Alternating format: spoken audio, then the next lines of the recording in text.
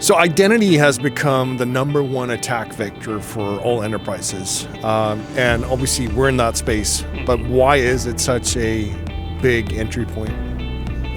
It's low-hanging fruit, right? Why execute a sophisticated like 0-day when you can send like a phishing email and get elevated access?